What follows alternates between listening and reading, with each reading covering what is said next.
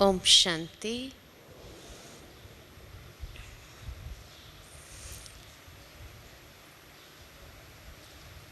प्राण व्यक्त बाप दादा के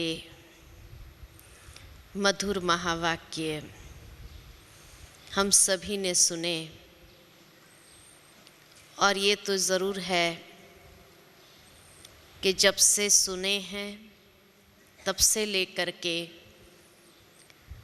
मन के अंदर उसके विषय में चिंतन भी अवश्य चलता होगा। कई दादियों की क्लासेस के माध्यम से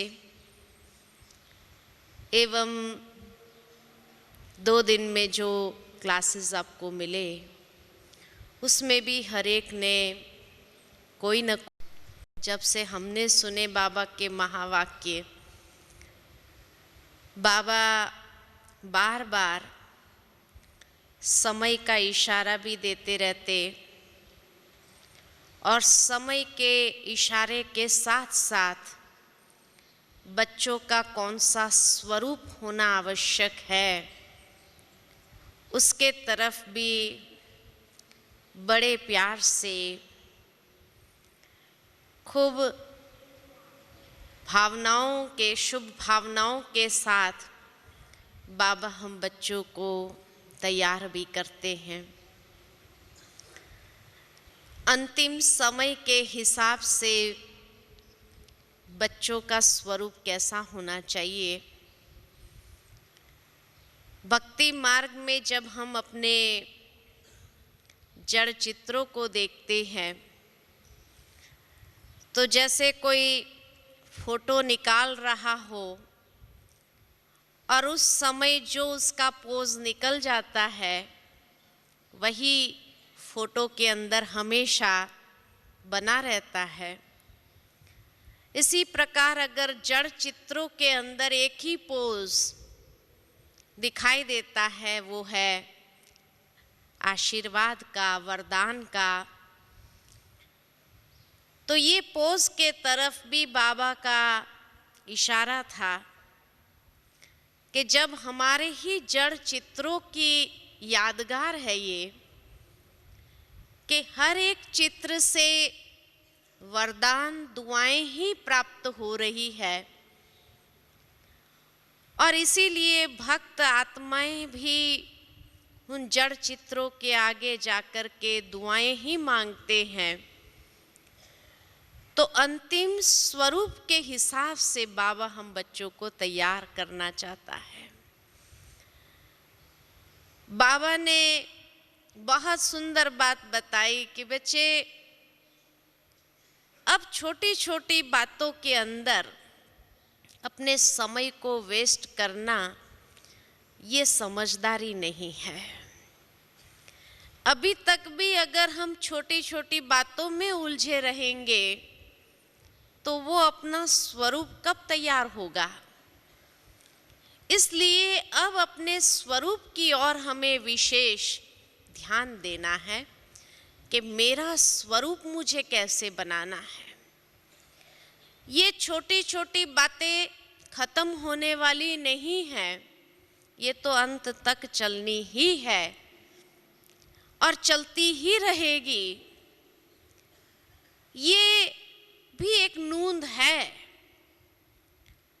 लेकिन अब इसको डोंट केयर करते हुए या उसको लेट गो करते हुए उसके तरफ अपनी बुद्धि की शक्ति को न लगा करके अब अपने बुद्धि की शक्ति को समर्थ स्वरूप की ओर हम लगाएं।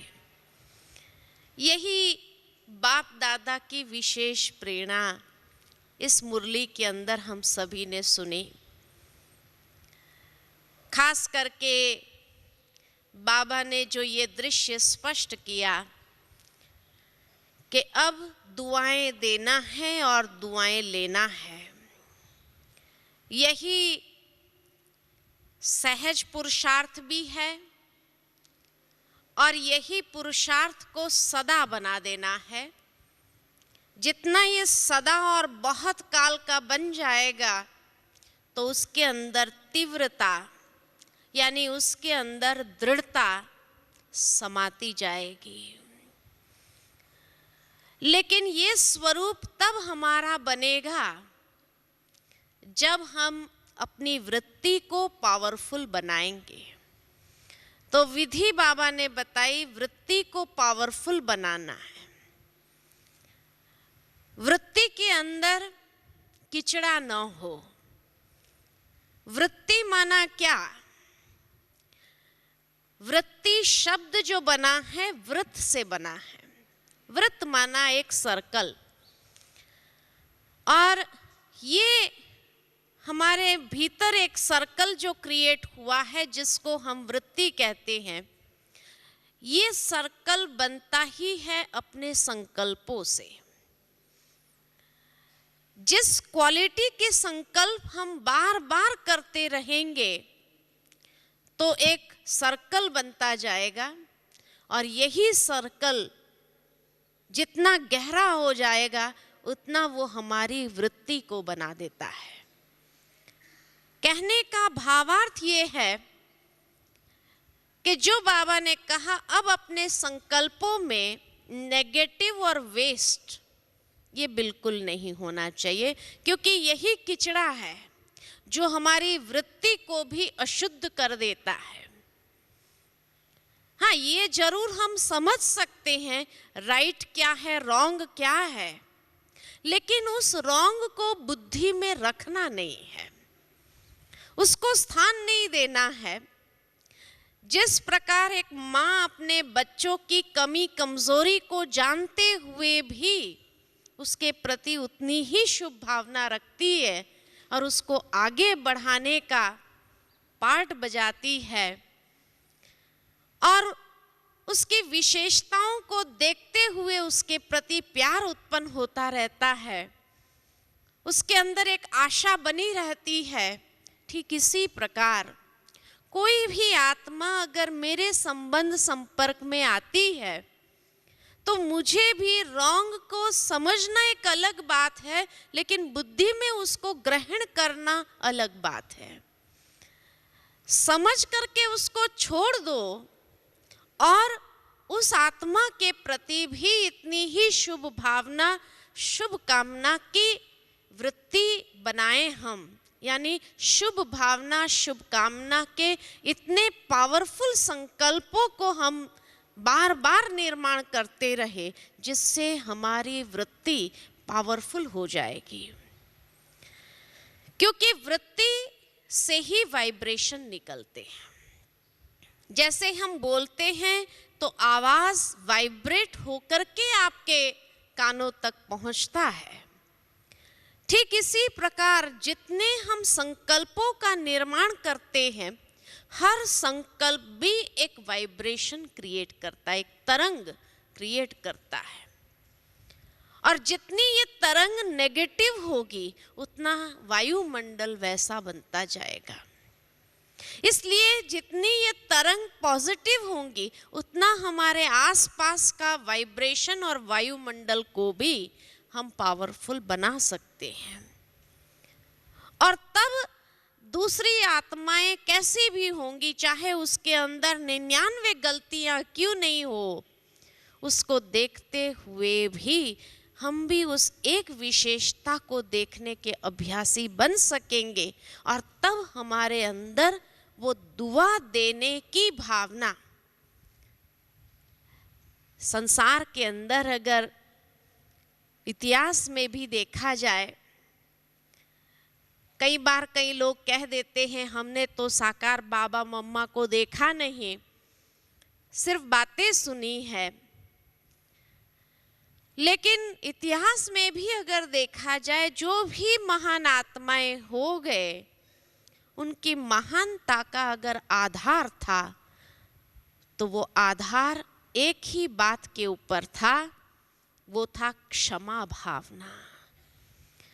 और क्षमा भावना जितनी उन्होंने रखी उतना आज वो पूजन योग्य हो गए, इस संसार के कलयुगी मनुष्य होने के बावजूद भी। इस कलयुगी तमो प्रधान प्रकृति से बना हुआ शरीर होते हुए भी आज उसकी अगर हम पूजा करते हैं तो सिर्फ इस एक विशेषता के कारण, माना एक विशेषता से भी वो कितनी श्रेष्ठ आत्मा बन जाती है, ये इतिहास में भी हम प्रैक्टिकल देख चुके हैं, सुन चुके हैं। क्षमा भावना, चाहे वो क्राइस्ट था, जब कील ठोक रहे थे तब भी उसने भगवान से अपनी प्रार्थना में यही कहा, हे प्रभु आप इन्हें क्षमा कर देना, क्योंकि इन्हें पता नहीं है कि वो क्या कर रहे हैं। चाहे महावीर स्वामी को देखो कि इतनी अगर महानता रही उनकी, तो उनकी महानता का आधार क्या था? यही क्षमा भावना। सिर्फ मनुष्य के प्रति क्षमा भावना रखी ये बात नहीं थी, लेकिन प्रकृति के प्रति, पशु पक्षियों के प्रति भी उनके मन के अंदर की वृत्ति के अंदर यही क्षमा भावना, क्षमापना जिसको कहते हैं, और उस एक विशेषता से वो कितने महान बन गए ये हम सभी जानते हैं। बाबा भी हम बच्चों को जब विशेष आत्मा, महान आत्मा के रूप में देखता है, तो बस इस एक विशेषता को अगर बढ़ाते जाए, और उसके लिए बाबा ने यही हम बच्चों को स्मृति में भी दिया कि क्षमा के सागर के तुम बच्चे हो, तो तुम्हें कैसे होना चाहिए। हमें भी हर आत्मा को अब क्षमा कर देना है, क्योंकि अब अंतिम घड़ी चल रही है, हिसाब किताब का फुल फोर्स आना ही है। हिसाब किताब के कारण अनेक आत्माओं के स्वभाव संस्कारों के साथ टक्कर होनी ही है, और अगर उस वक्त हमारे अंदर ये वृत्ति क्षमा की नहीं होगी, तो हम अपनी भीतर की स्थिति से एकदम डामाडोल हो जाएंगे, हिल जाएंगे, और वो जो मंदिरों में हमारा स्वरूप वरदानी मूर्त वाला है, वो फोटो नहीं निकल सकता है, हलचल वाला होगा। तो इसलिए बाबा ने कहा कि बच्चे क्षमा कर दो। अब जो भी आत्माएं तुम्हारे साथ बुरा व्यवहार करेगी, लेकिन उसको क्षमा कर दो। कई बार कई भाई बहनों से मिलते हैं तो एक बात जरूर सुनने को मिलती है कि बाबा की अव्यक्त मुरलियां बहुत अच्छी लगती है हमें, साकार से भी अव्यक्त मुरलियां बहुत अच्छी लगती है। ऐसा है क्या? हा? आप सभी को भी साकार मुरली से अव्यक्त मुरली ज्यादा अच्छी लगती है? ऐसा है? जरा हाथ तो खड़ा करें। साकार मुरली से भी ज्यादा अव्यक्त मुरलियां, और जो कहें नहीं हमें साकार मुरली ज्यादा पसंद आती है, ऐसे है? हा? साकार मुरली जिसको पसंद आती, अव्यक्त से ज्यादा साकार मुरली पसंद आती हो, बहुत कम। क्यों? कभी सोचा? क्योंकि साकार मुरली के अंदर बाबा बाप के रूप में था ना। तो जैसे एक पिता अपने बच्चे को सुधारने के लिए कभी कभी कैसे डायरेक्ट शब्दों का प्रयोग करता है, इसलिए कभी कभी साकार मुरली में भी कुछ शब्द बाबा के ऐसे डायरेक्ट होते हैं जो कई लोगों को पसंद नहीं आते हैं, कि आज तो बाबा की मुरली जैसे धर्मराज की थी ऐसे लग रहा था, है ना।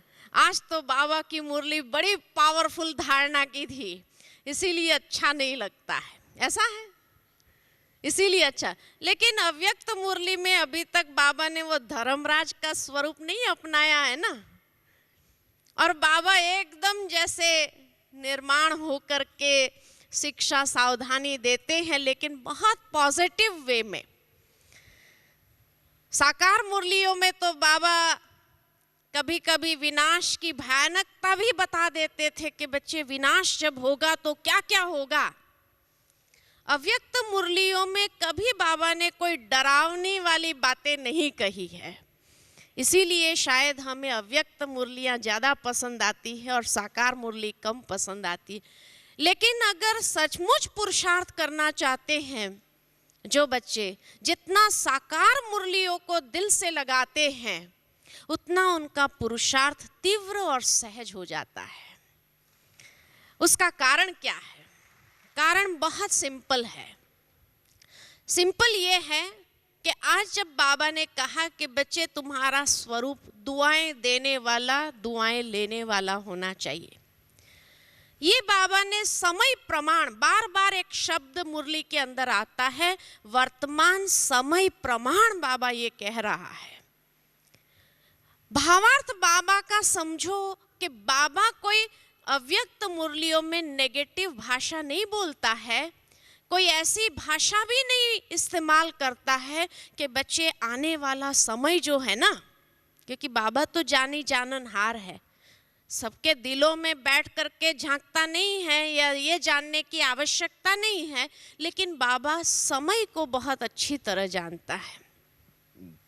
इसलिए आने वाला समय कौन सा है कि दुआएं देना, जैसे मैंने पहले ही आपको एग्जाम्पल दिया कि महान आत्माओं ने क्षमा किया। कब? जब उनके जीवन में ऐसी कठोर परीक्षाएं आई, उस वक्त क्षमा करने वाला वही महान बन सकता है। उस समय दुआ देने वाला वही महान बन सकता है। तो जब भगवान ने ये कहा कि बच्चे दुआएं दो और दुआएं लो, माने आने वाला समय, ये साल अगर हम देखें, खाली ये साल ही देखें तो कैसा होगा, उसमें भी बाबा ने अगर कहा ये 15 दिन प्रैक्टिस करो आप। 15 दिन क्यों बाबा ने दिया? क्योंकि जैसे दुनिया में भी मार्च एंडिंग होता है ना, तो क्या होता है मार्च एंडिंग में? क्या होता है? टेंशन सबसे अधिक होता है, क्योंकि सबका हिसाब किताब का चौपड़ा जो है ना, उसको कहाँ ढके, कैसे ढके, ये करे वो करे, तो अनेक प्रकार के, तो उसके लिए जो उनके संकल्प चलते हैं इतने नेगेटिव और इतने वेस्ट होते हैं, और उससे जो वृत्ति बनती है, वायुमंडल बनता है, वो इतना स्ट्रेसफुल होता है। और ऐसे स्ट्रेसफुल में अगर आप चले जाओ तो आपके कोई गलतियां नहीं भी होंगी तो भी आपके ऊपर बिना मतलब भी गुस्सा कर देंगे।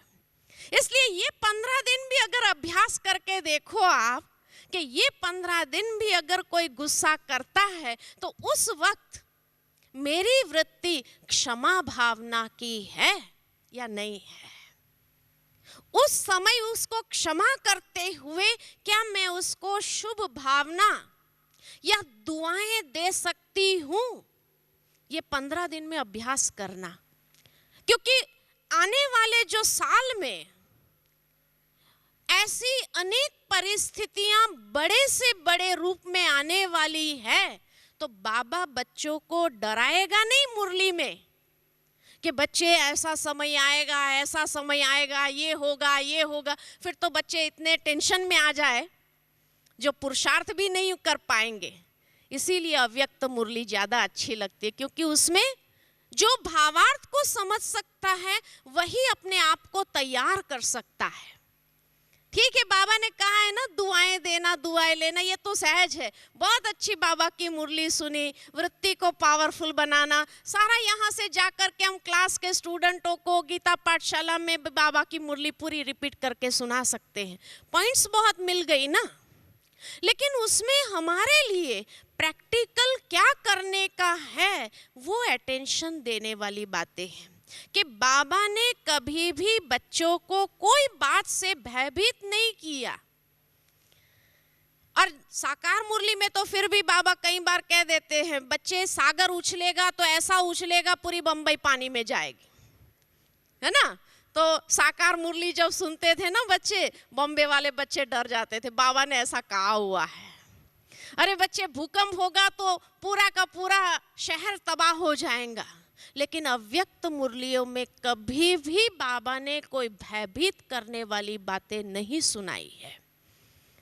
लेकिन दुआ देने का स्वरूप कब हो सकता है? क्षमा करने वाला। बाबा ने जब कहा बच्चे क्षमा के सागर के तुम बच्चे हो, इसलिए तुम्हारा स्वरूप भी ऐसे होना चाहिए। तो क्षमा कब करना पड़ेगा?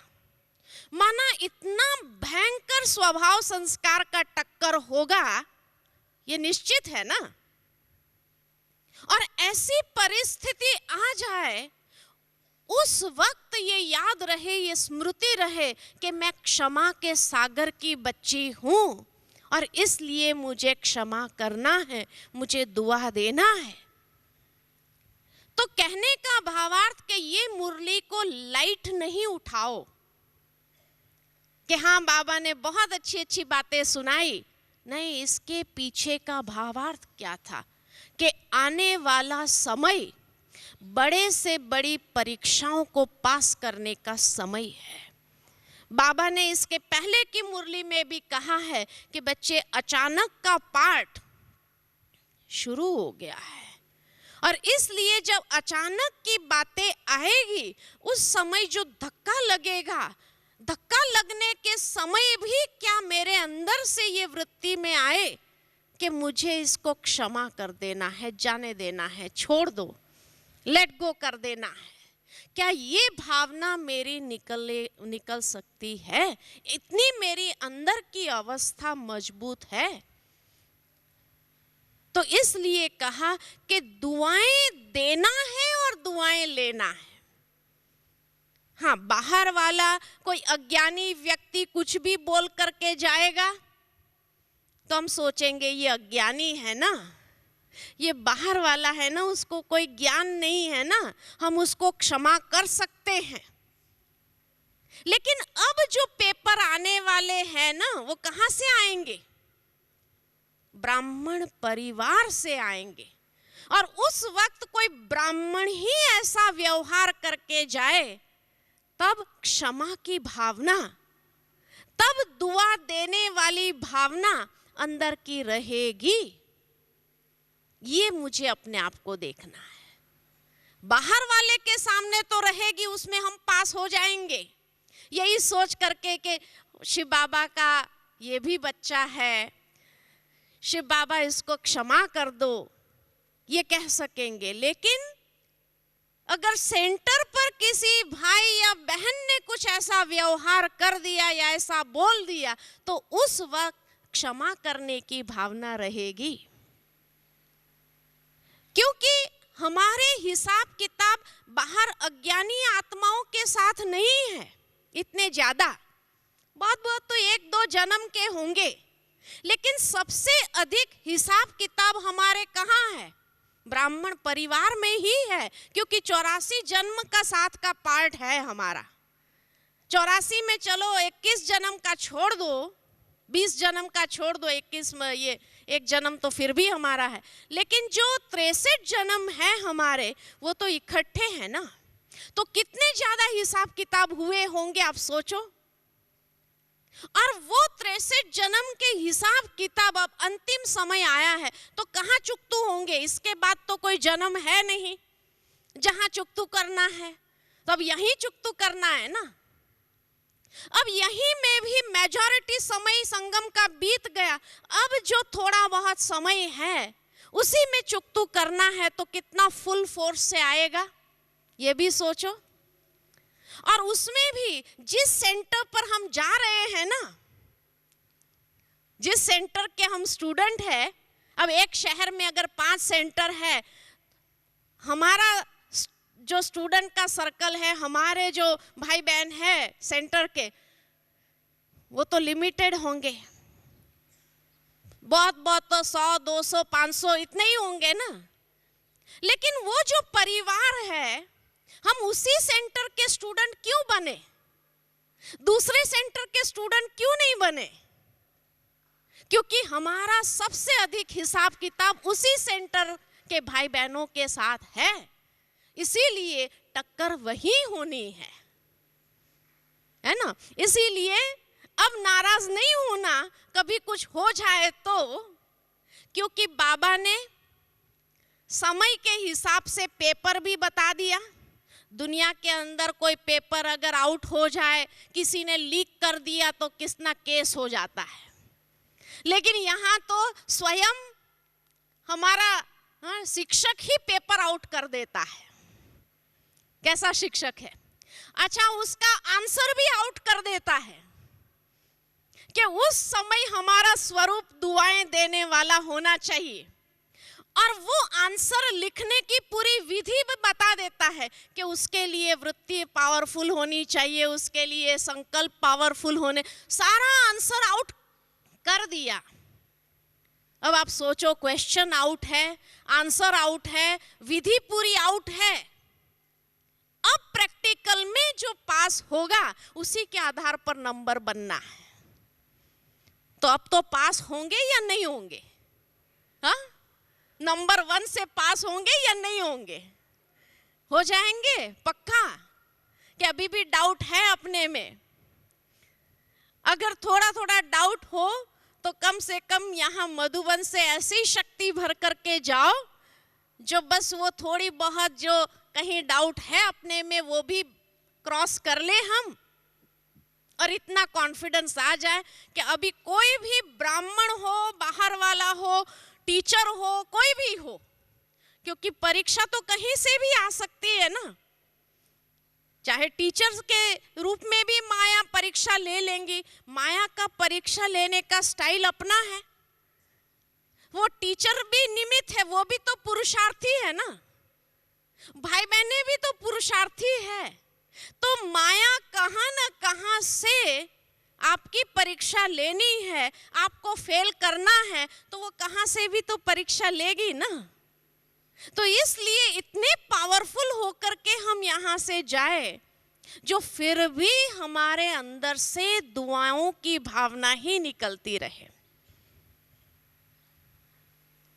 ये दुआएं हमें क्यों देनी है? क्योंकि यही, जैसे बाबा ने कहा, आगे चल कर के उसकी मनोवृत्ति को भी चेंज कर देगा, उसके वाइब्रेशंस को भी चेंज कर देगा। दुआएं देने की भावना अगर अंदर में होगी तो, और वो सहयोगी बन जाएंगे। ये तो बात ठीक है, आधा पार्ट तो हम फिर भी ठीक कर लेते हैं कि चलो बाबा ने कहा है ना, इसलिए ये याद रहता है, दुआएं दे देते हैं। लेकिन जो दूसरा है ना पार्ट, दुआएं लेना, वो दुआएं लेना नहीं हो पाता है।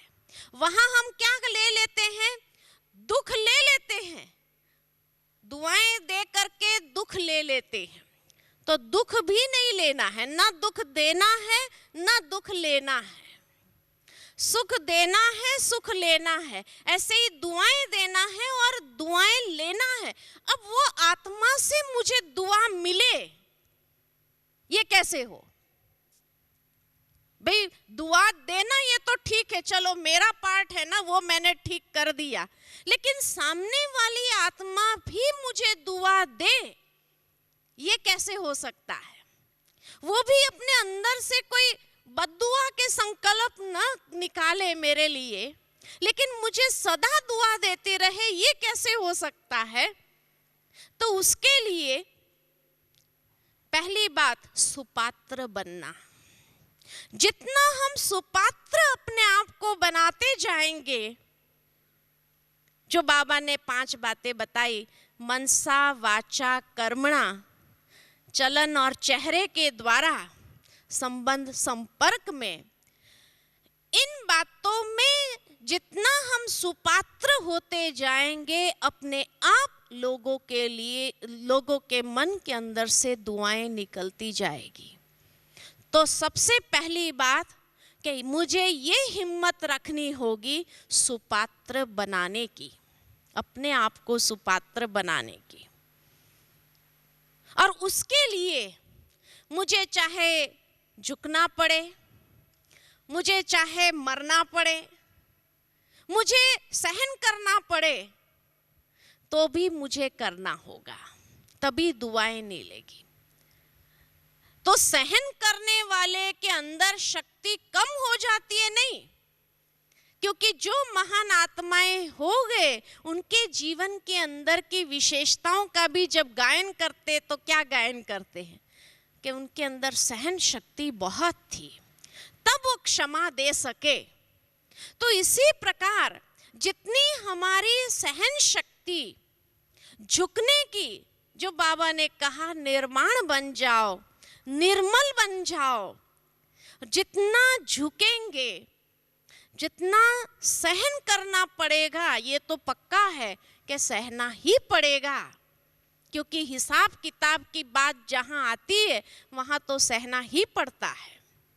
लेकिन फिर भी जो सहन करता जाता है वो निखारता है अपने चरित्र को, अपने पात्रता को बढ़ाता है और उसी से उसको दुआएं मिलेगी। दूसरी बात है कि समय पर सहयोग दे देना, उससे दुआएं मिलती है, क्योंकि हर एक का समय आता ही है। आज किसका समय है तो कल किसका समय होगा, परसों किसी और का समय होगा। हर एक का समय आता ही है और वो समय को पहचानते हुए तमाशा देखने के बजाय अगर हम समय पर उसके सहयोगी बन जाते हैं, तब उसके अंदर में इतनी डीप रियलाइजेशन होगी कि देखो मैंने उसके लिए इतना कहा, ऐसा बोला, लेकिन उसने फिर भी मुझे समय पर सहयोग दिया। तो जो समय पर सहयोगी बनता है उसके प्रति न चाहते हुए भी दुआएं ही निकलती है, या अंदर से जो शुक्रिया निकलता है, थैंक्स भी निकलता है, ये भी दुआ है। माना हमारा कर्म ऐसा हो जो उसके अंदर से थैंक्स निकले और अंदर से ये निकले कि भी इसको भगवान लंबी उम्र दे, या जो भी वो कहता है उस वक्त कि जैसे मुझे सहयोग दिया, बाबा हमेशा उसको भी सदा सहयोग देते चले और बाबा की मदद से वो जीवन में आगे बढ़ते चले। यही अंदर की भावना उसकी निकलेगी। कहने का भावार्थ कि समय पर तमाशा देखने के बजाय जब अपने परिवार का उसको समझते हैं तो समय पर हम उसके मददगार नहीं बनेंगे, हम उसके सहयोगी नहीं बनेंगे तो कौन बनेगा। और ये दुनिया वालों के सामने भी ये तमाशा हो जाएगा कि ये एक ही परिवार के कहलाने में बीके हैं, लेकिन ये एक दूसरे को ही मदद नहीं कर रहे हैं।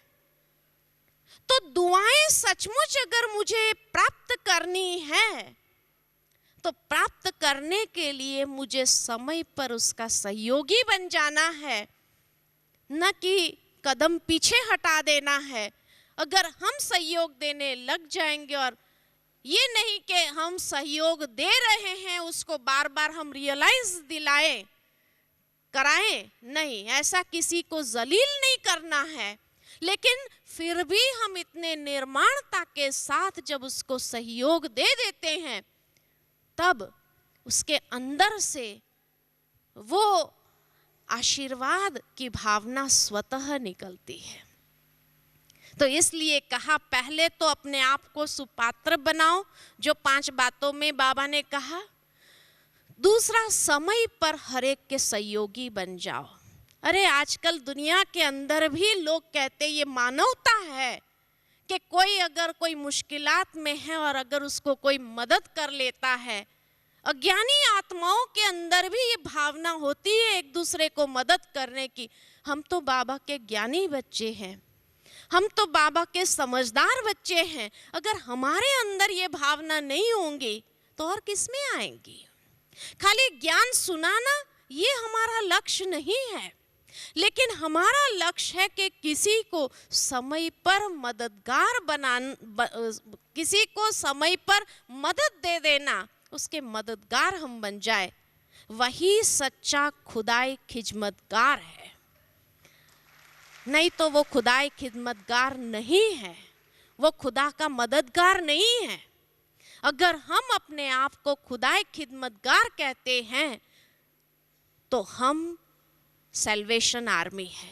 उस समय ये नहीं देखना है कि ये हमारा सेंटर का है या नहीं है, ये बीके है या नहीं है। परिस्थिति ऐसी आनी है, आज अगर उसका समय है, मैंने कहा कल हमारा समय भी हो सकता है, हम उसके मददगार बन जाएंगे, वो हमारे मददगार अवश्य बनेंगे। तो इसीलिए ये है दुआ प्राप्त करने का दूसरा आधार। तीसरा आधार है समय पर किसी को ठिकाने पर जाने में उसके मदद करना। आप ये याद करो कि जब आप ज्ञान में आए, कोई न कोई आत्मा तो निमित्त बनी आपको रास्ता दिखाने के लिए, और जब वो आत्मा ने आपको रास्ता दिखाया, उस समय आप शायद मानसिक परेशानियों में हो, आपके ऊपर कोई ऐसा बोझ हो कि जो आपसे सहन, और उसी वक्त उसने आपको ज्ञान का मार्ग दिखा दिया, सेंटर का मार्ग बता दिया, आपको वहां पहुंचा दिया। आज दिन तक भी वो आत्मा जब भी आपके सामने आती है, आप क्या कहते हैं? दूसरों के आगे भी क्या वर्णन करते हैं कि अगर वो नहीं होता था ना उस दिन, तो शायद पता नहीं आज मेरा जीवन क्या हो जाता था। कहने का भावार्थ कि अगर आप और कोई मदद न कर सकते हैं, तो जो समर्थ है उसके साथ में उसको मिला दो, उसको मानसिक परेशानियों से दूर कर दो। ऐसी मदद करो, आप सूक्ष्म भावनाओं से मदद करो। बाबा ने बार बार हमें मनसा को पावरफुल बनाने के लिए क्यों कहा है कि अंतिम समय अनेक आत्माएं मानसिक परेशानियों वाली ज्यादा होगी, टेंशन के, डिप्रेशन के शिकार वाली आत्माएं होगी, वहां तक कि कई ब्राह्मण भी इसके शिकार हो जाएंगे। और जब आप देखते हो कि ये ब्राह्मण आत्मा भी इसके शिकार है, उस समय उसको कोई ऐसी विधि दे देना, वो भी आशीर्वाद का पात्र बना देगी कि वो जिंदगी भर तक नहीं भूल सकता उस बात को, क्योंकि उसने महसूस कर लिया अंदर में कि इसने मेरे समय पर, इतने मैं मानसिक परेशानियों के बीच था, उस वक्त मुझे ठिकाना बता दिया। तो कहने का भावार्थ कि जब कोई परेशान आत्माओं को आप ठिकाना बता दो, तब भी दुआओं के पात्र बन जाओगे। चौथी बात है पात्र बनने के लिए, बहुत सहज।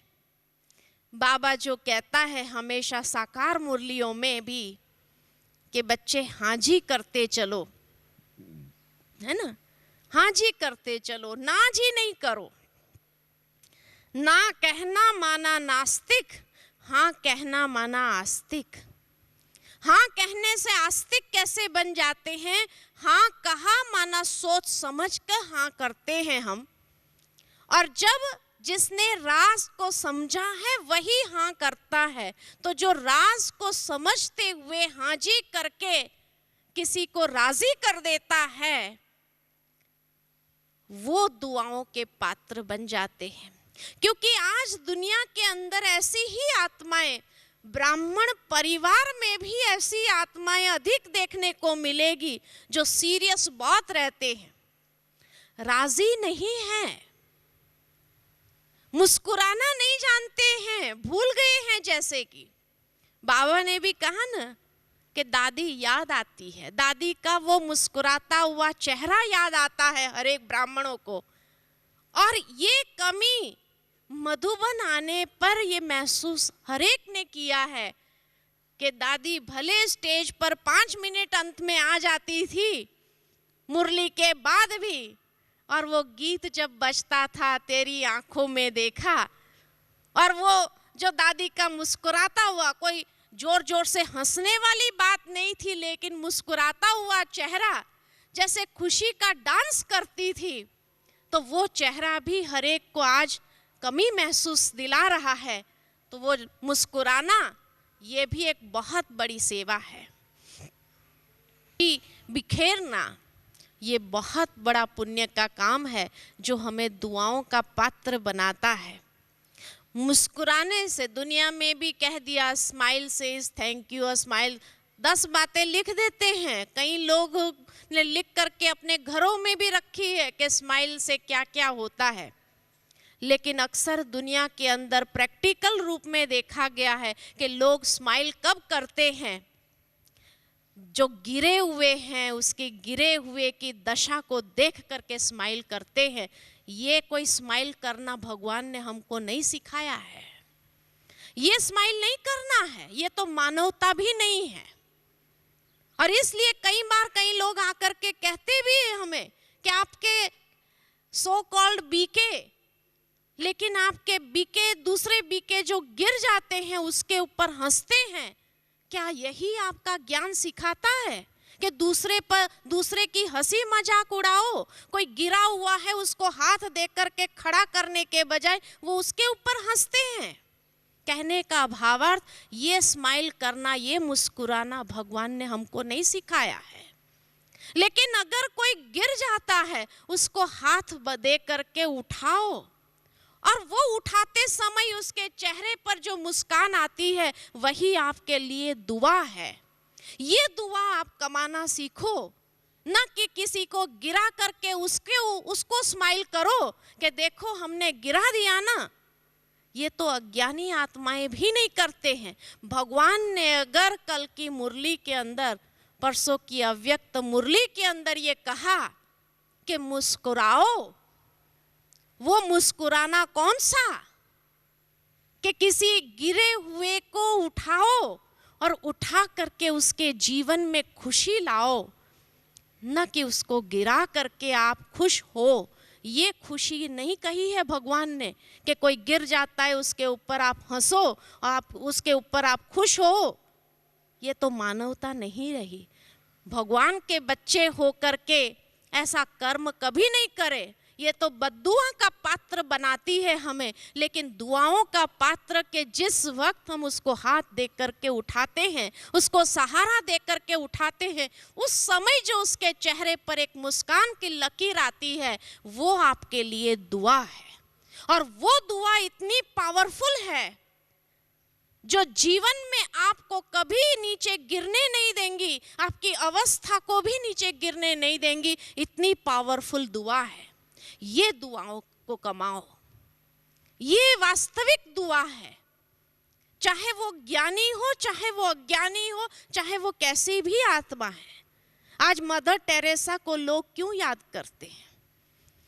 क्योंकि उसने ऐसे ऐसे को उठाया है और तब जाकर के लोगों ने उसको दिल से दुआएं दी है। और ऐसा कर्म करने वाले को तो भगवान भी दिल से दुआ देगा ही, उसमें कोई डाउट नहीं है।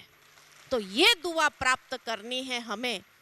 और यहाँ से मधुबन से बाबा की अगर जिसने सच्ची मुरली सुनी है और धारण की है, आज के बाद न किसी को गिराएगा, न किसी गिरे हुए पर हंसेगा, लेकिन हर गिरे हुए को उठाने की सेवा करके दुआएं कमाएगा। यही दृढ़ संकल्प करके जाओ, यही तीव्र पुरुषार्थ है। तो हमारा यहाँ आना सफल हुआ, हमारा यहाँ क्लास करना सफल हुआ, यहाँ हमारा बाबा की मुरली सुनना सफल हुआ। तब कहेंगे कि हाँ, हम भगवान को मिल करके आए हैं, नहीं तो भगवान को मिलना भी व्यर्थ हो गया। इसीलिए हम ऐसे सेवाधारी बने, ऐसे खुदाई खिदमतगार बाबा के बच्चे बने।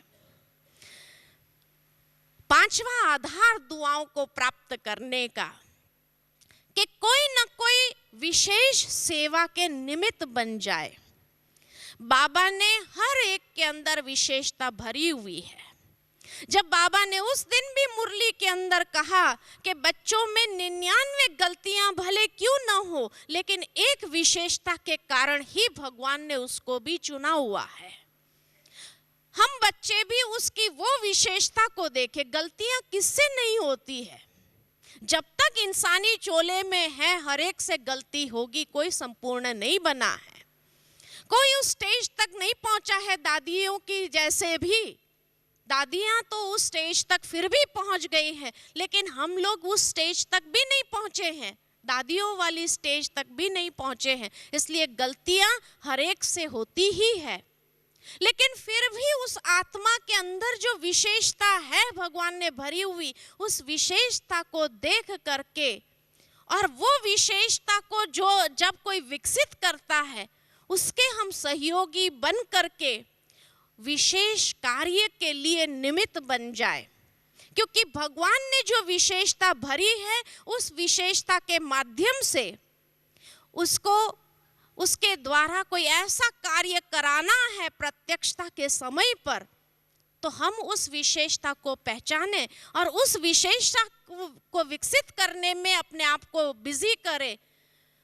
और जब उस विशेषता का प्रयोग करेंगे और कोई विशेष कार्य के लिए निमित्त बन जाएंगे, तब हर एक के मन के अंदर से निकलेगा कि इसको तो कितनी दुआएं दे, देखो कितनी आत्माओं का कल्याण इसने इस एक कार्य से कर दिया।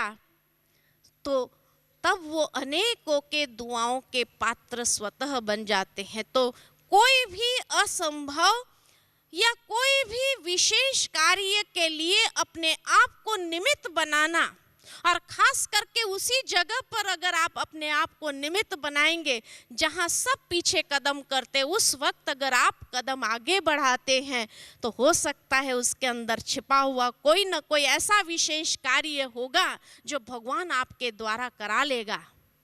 तो इसलिए जिस वक्त सब अपने हाथ को पीछे करते हैं, सब अपने कदम को पीछे करते हैं, उस वक्त अपने कदम को आगे बढ़ा करके तो देखो, और आप स्वतः ऐसे कार्य के लिए निमित्त बन जाएंगे जो सब आपको थैंक्स कहेंगे कि अरे उस वक्त अगर आप नहीं होते थे तो ये कार्य कभी होना ही नहीं था।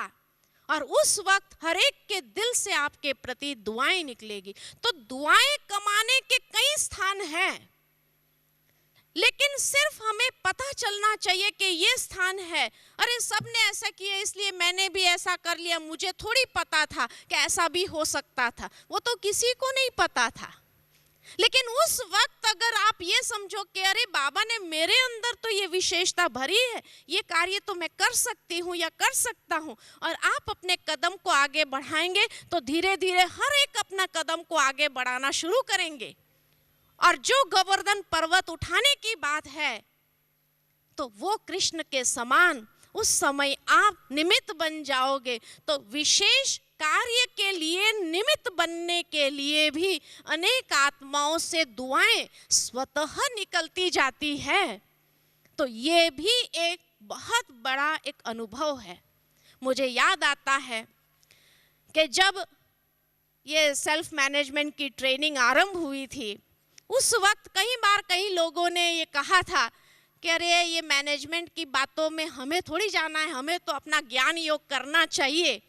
लेकिन उस वक्त बाबा ने अगर ये विशेषता नहीं भरी होती थी तो बुद्धिजीवी वर्ग वालों की सेवा नहीं होती।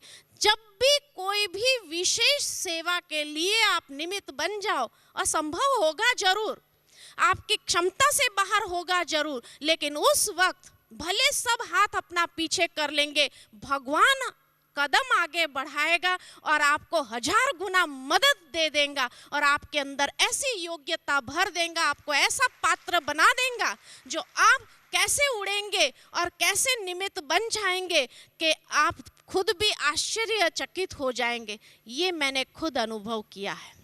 कई बार आप अपना अनुभव मैंने सुनाया है कि मैनेजमेंट के विषय के बारे में मैं कुछ नहीं जानती थी, मैंने कुछ पढ़ा भी नहीं था, लेकिन जब उस क्षेत्र के अंदर गई भी, मुझे उस वक्त के समय में दादी जी याद आते हैं, क्योंकि जब मैं मधुबन में थी उस वक्त और यहाँ पर विदेशी भाई बहनें आए थे ट्रेनिंग कराने के लिए, तो कईयों ने अपना नाम लिखाया था, मैंने अपना नाम नहीं लिखाया था। मैंने मन के अंदर यही बना दिया था कि अपने को राजयोग शिविर करानी है, अपना मतलब ज्ञान योग से है, ये मैनेजमेंट क्या करना है अपने को, हमको उस दिशा में जाना नहीं है। मैं अपना अनुभव आपको बताती हूँ, मैंने अपना नाम नहीं लिखाया। ट्रेनिंग से 2 दिन पहले अचानक रात के समय में दादी के पास गुड नाइट करने के लिए गई थी, बड़ी दादी जी के सामने। दादी जी ने देखते ही मुझे पूछा, उषा ये ट्रेनिंग जो हो रही है मधुबन के अंदर, ये विदेशी लोग जो करा रहे हैं, उसमें तुमने अपना नाम दिया है? मैंने कहा नहीं दिया है। तो दादी जी ने एकदम सीरियस होकर के मुझे पूछा, क्यों? मैंने कहा, बस दादी मुझे प्रेरणा नहीं आई इसलिए मैंने नहीं दिया। तो दादी जी ने कहा, तुम अपना नाम दे दो। मैंने कहा, दादी अभी तो एंट्री भी बंद हो गई है, उनका फुल हो गया है, अभी वो नाम नहीं लेंगे, अभी किसी का भी नाम नहीं ले रहे हैं, उन्होंने अभी बंद कर दिया है कि उनका जो लिमिट था वो पूरा हो गया। तो दादी मेरे को कहती है कि अरे दादी तेरे को कह रही है ना, तुमको करना है। मैंने जब कहा दादी अभी तो बंद हो गई है, तो दादी जी ने कहा, अच्छा शशि को बुलाओ। शशि बहन को बुलाया। कौन ये नाम लिखता है? बोले। कहा वो तो पार्ला से होता है, बॉम्बे से होता है, और योगिनी बहन के पास नाम लिखाना पड़ता है। तो दादी जी ने कहा शशि बहन को, शशि तुम फोन लगाओ योगिनी को और कहो दादी जी ने कहा है कि उषा बहन ट्रेनिंग जरूर अटेंड करेगी और इसलिए नाम लिखो। और इस तरह से लास्ट मोमेंट मेरा नाम लिखा गया था। लास्ट मोमेंट जब मेरा नाम लिखा गया, मैंने ट्रेनिंग कोई सीरियसली अटेंड किया ही नहीं, क्योंकि मेरे दिमाग में यही था कि मुझे उस दिशा में जाना ही नहीं है। मैंने अपने माइंड को ब्लॉक कर दिया था। दादी जी ने कहा है आज्ञाकारी बनना है, हाँ जी करना है, इसलिए ठीक है कर लेते। इसलिए मैंने सीरियसली उस ट्रेनिंग को उस वक्त भी अटेंड नहीं किया था। मैं आपको सच बताती हूँ आज। लेकिन आपको बताऊं कि जैसे ही ट्रेनिंग पूरी हुई, हमने चौपड़े बंद कर दिए और रख दिए, और अपना शिविर का ग्रुप आया, वो शिविर के ग्रुप में हम लग गए। उसी वक्त गोदरेज का डायरेक्टर आया था। तो गोदरेज का डायरेक्टर आया, तो उस समय जब ट्रेनिंग उसी समय पूरी हुई थी, और तो उसको बताया कि ऐसे ये संस्था में भी हम लोगों ने सेल्फ मैनेजमेंट की ट्रेनिंग रखी थी और हमारे कई भाई बहनों ने ये ट्रेनिंग अटेंड किया। तो उस समय मैं सामने थी, क्योंकि उसको मधुबन दिखा रही थी, अटेंड कर रही थी। तो उस वक्त दादी जी ने कहा ये हमारी बहन जो है इसने भी अटेंड किया है। तो उसको इंटरेस्ट आया, तो उसने पूछा अच्छा ये ट्रेनिंग में क्या होता है। अब मुझे याद करना पड़ा एक एक बात, और फिर उसने कहा कि अच्छा सबसे पहला हम गोदरेज में रखते हैं और 1 हफ्ते के बाद आप वहां पहुंच जाना, हम आपके 3 दिन की ट्रेनिंग वहां रखेंगे। आप मानेंगे नहीं, जब उसने कह दिया और दादी जी को भी कह दिया कि जब ट्रेनिंग हुई है, उनको मटेरियल आदि सब मिला हुआ है, तो ये बहन को आप भेजना फलानी तारीख से फलानी तारीख 3 दिन ये ट्रेनिंग कराए, और चौथे दिन आप पहुंचना, आपका सम्मान करेंगे हम गोदरेज में। आप मानेंगे नहीं, फिर से सारी किताबें खोली, फिर पढ़ाई शुरू किया, और फिर रात को 12 बजे 1 बजे तक बैठ के पढ़ती रही, सारी नोट्स बनाती रही और करती रही, मेहनत कर करके सारा याद किया। क्योंकि मैं सीरियसली अगर अटेंड किया होता था तो याद रहना ही था, लेकिन सीरियस ही नहीं थी कि बाबा को क्या कराना है, मुझे तो मालूम ही नहीं था।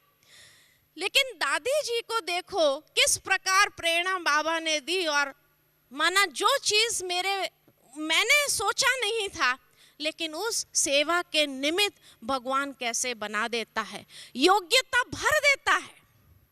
इसलिए कहा कि अगर सब कदम पीछे हटा रहे हैं, उसी वक्त आप कदम आगे बढ़ाना। आपके अंदर योग्यता नहीं होंगी, भगवान आपके अंदर भर देगा, आपको ऐसे विशेष कार्य के लिए निमित्त बनाएगा जिस भाग्य के लिए आप स्वयं को भी बार बार थैंक्स मानते रहेंगे, स्वयं को भी जैसे भाग्यशाली समझते रहेंगे, और सदा बाबा का भी थैंक्स करते जाएंगे। बाबा उस समय अगर तुमने मुझे ये बुद्धि नहीं दी होती थी तो शायद आज मैं इतनी आगे नहीं बढ़ी होती थी। और इस कार्य इस तरह कोई भी विशेष कार्य में अपने आप को निमित्त बनाना, माना भाग्य के दरवाजे खोल देना। जैसे वो कहते हैं ना दुनिया में, सिम सिम दरवाजा खुल जा, है ना। तो ऐसे ही भाग्य के दरवाजे भी जैसे सिमसिम दरवाजे खुल जाते हैं, इस प्रकार खुलते जाएंगे और आप जीवन में आगे बढ़ते जाएंगे। और उस वक्त जो खुशी का अनुभव और जितनी आत्माओं को उसमें से प्राप्ति होगी, उन सब आत्माओं के अंदर से जो दिल की दुआएं निकलेगी, वो आप दुआओं के पात्र आत्मा को ही प्राप्त होगी। ये विधि है। तो इसलिए कहा कि भगवान का इशारा जो था ना, पॉजिटिव बातों में तो बहुत साधारण रीति से बाबा ने बता दिया, लेकिन उसके पीछे बहुत गहरी बातें हैं समाई हुई। और इस दृष्टिकोण से अगर देखेंगे कि आपके सामने ऐसी सिचुएशन भी आएंगी, आप अकेले हो जाएंगे। बाबा ने कहा था कि लोग आपके उत्साह को तोड़ने का प्रयत्न करेंगे। अरे कहाँ ये खड़ा है, कहाँ ये आगे बढ़ रहा है, कहाँ ये करने जाएगा, उत्साह तोड़ने का काम करेंगे। दुनिया में भी किसी ने किसी का उत्साह बढ़ाया नहीं है। ये तो यहाँ भगवान है जो हमारा उत्साह बढ़ाता है। ब्राह्मण परिवार में कुछ आत्माएं हैं जिनकी बुद्धि बाबा से जुड़ी हुई है, जो उत्साह को बढ़ाती है। बाकी हर एक उत्साह को तोड़ने का कार्य जरूर करेंगे आपके लिए।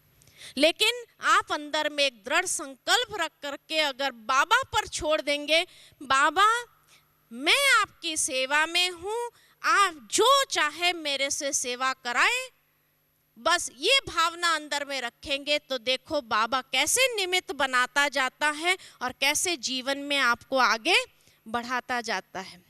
और करने के बाद भी जैसे दुनिया में कहा जाता है, आज की दुनिया में कोई किसी को एप्रिसिएशन नहीं देता है, एप्रिसिएशन नहीं मिलेगा। फिर भी आप अपने उत्साह को कम नहीं करना, क्योंकि भगवान आपको एप्रिसिएशन देने के लिए बैठा हुआ है। वो कैसे भी मुरली के अंदर आपको ऐसी बातें सुनाएगा जो आपको दिल को छू जाएंगे। आपको लगेगा ये वाक्य भगवान ने जो बोला वो मेरे लिए ही बोला है। और ये फीलिंग आपको इतनी नजदीकता का अनुभव कराएंगे कि बाबा आपके मन के हर संकल्पों को सुनता है और आपको अप्रिशिएट करता है। आपको दुनिया के इंसानों के अप्रिसिएशन की आवश्यकता नहीं है। ये एक मन के अंदर फीलिंग आएंगी और इतनी खुशी का अनुभव करेंगे आप। तो ये है एक प्रत्यक्ष प्रमाण, क्योंकि खुशी तभी मिलती है जब आपको दुआएं मिलती है। तो भगवान की दुआ मिली है, उसका प्रत्यक्ष प्रमाण आपको खुशी होंगी। और इसलिए आप भगवान की दुआओं के पात्र बनते जाओ और ऐसा कार्य करते चलो जो बाबा भी आपके ऊपर वो दुआओं की वर्षा निरंतर करते चलेंगे। ठीक है ना?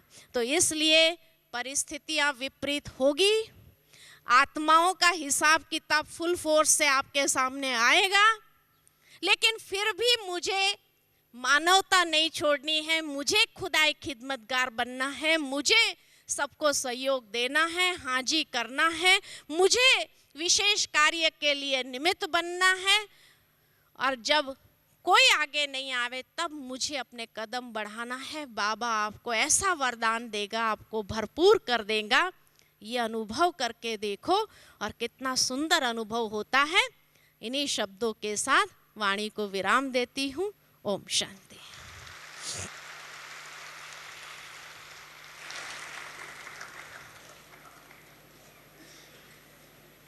ओम शांति। हम आदरणीय दीदी जी का बहुत बहुत दिल से शुक्रिया करेंगे। आप सभी के दिल के दरवाजे तो खुल गए होंगे और दीदी जी की माधुर्य वाणी के ज्ञान रतन आपके दिल के अंदर तक जगह कर गए होंगे, क्योंकि आप देख रहे थे, सुन रहे थे दीदी की वाणी में कितना जोश और रोष था जो अंदर तक जगह कर गया।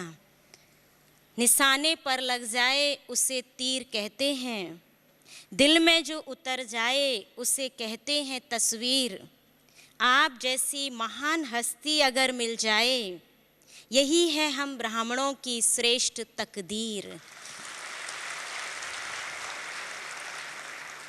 हम बहुत सौभाग्यशाली हैं जो दीदी जी जो विश्व प्रसिद्ध हैं, वो हस्ती हैं जिनके माध्यम से हमें सहज विधियां मिलती हैं और जो बाप दादा चाहते हैं कि हम संपूर्ण बने।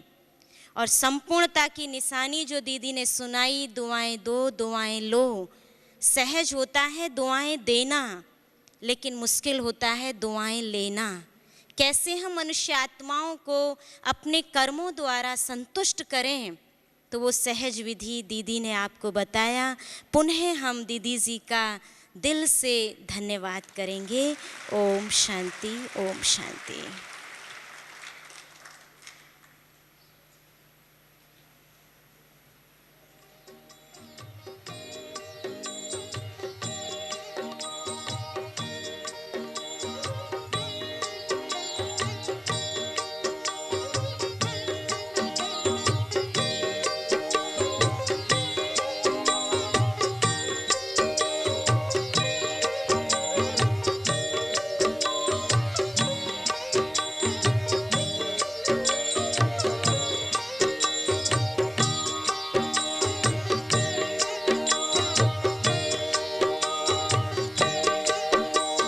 बाबा तुम्हारी शिक्षाएं सदा है संग हमारे।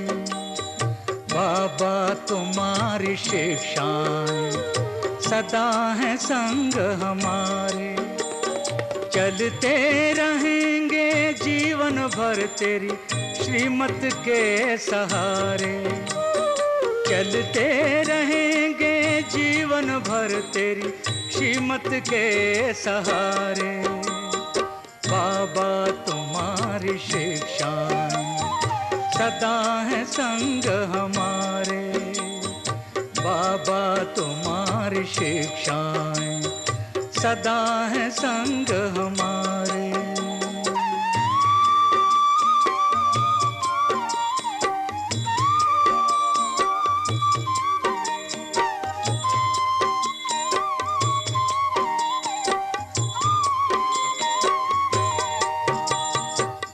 दुख देना ना दुख लेना तूने हमें सिखाया है।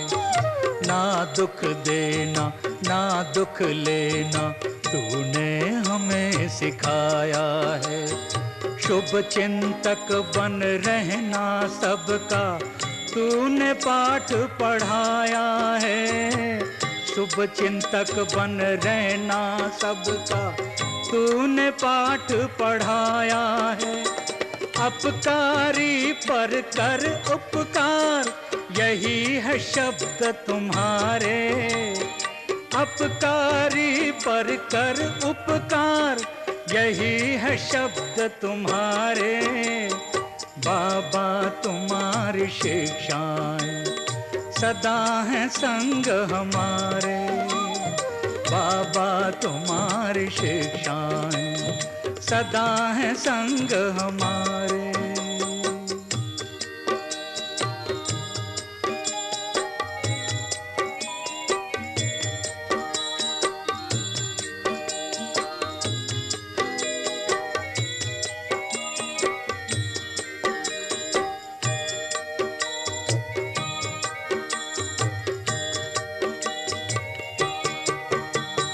निंदक को भी स्नेह देना कहती तेरी वाणी है। कांटों को जो फूल बनाए तेरी वो दिव्य कहानी। निंदक को भी स्नेह देना कहती तेरी वाणी है। कांटों को जो फूल बनाए तेरी वो दिव्य कहानी है। तू रचता है उन गुणों का जो सबसे है न्यारे। तू रचता है इन गुणों का जो सबसे है न्यारे। बाबा तुम्हारी शिक्षाएं सदा है संग हमारे। बाबा तुम्हारी शिक्षाएं सदा है संग हमारे।